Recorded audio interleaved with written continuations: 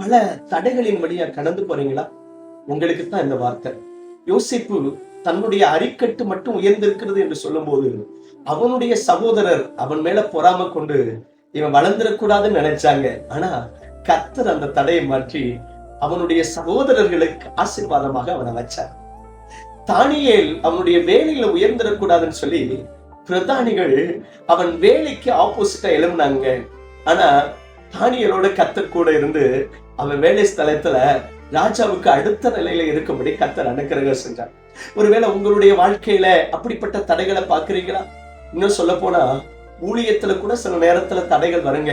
பவுல் ஆண்டவருடைய வார்த்தையை ஜனங்களுக்கு சொல்ல முடியாதபடி, மக்கள் ரட்சிக்கப்படக்கூடாதபடி சாத்தானும் தடை செய்தான் அப்படின்னு பைபிள்ல வசனம் இருக்குது. ஆனா ஆண்டவர் தீமோத்தேயுவை அனுப்பி அந்த ஊழியத்தை நிறைவேற்றினார்.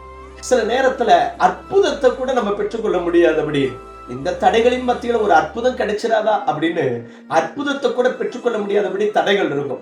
2 குருடர்கள் இயேசுவே தாவீதின் குமாரனே எங்களுக்கு இறங்கும் என்று சொல்லி அற்புதத்திற்காக காத்திருந்தாங்க. பக்கத்துல இருக்கிறவங்க சொன்னாங்க, ஏய் சத்தம் போடாதீங்கன்னு சொன்னாங்க. ஆனா அதன் மத்தியில அவங்க இன்னும் அதிகமாய் சத்தமாய் குறிப்பிட்டு அற்புதத்தை பெற்றுக்கொண்டார்கள். ஒண்ணு புரிஞ்சுக்கங்க, தடைகள் வந்தாலும் தடைகளை நீக்கி போடுகிறவர் உங்க முன்னாடி போறாருங்க. பைபிள்ல ஒரு அழகான வசனம் இருக்குது. தேவரீ நீ சகலத்தையும் செய்ய வல்லவர், நீ செய்ய நினைத்தது தடைபடாது என்பதை அறிந்திருக்கிறேன்னு யோபு விசுவாச அறிக்கை செய்கிறார். ஒருவேளை அநேக தடைகளின் வழியா நீங்க இருக்கிறீங்களா? இந்த வார்த்தையை சொல்லுங்க, தேவரீ நீர் சகலத்தையும் செய்ய வல்லவர், நீர் என் வாழ்க்கையில செய்ய நினைத்தது அது ஒரு நாள் தடைபடாதுன்னு விசுவாச அறிக்கை செய்யுங்க. உங்களுடைய விசுவாச அறிக்கையை பார்த்து உங்க வாழ்க்கையில் இருக்கிற தடைகளை மாற்றி ஆண்டவர் அற்புதம் செய்வார். உங்களுக்காக ஜெபிக்கட்டா?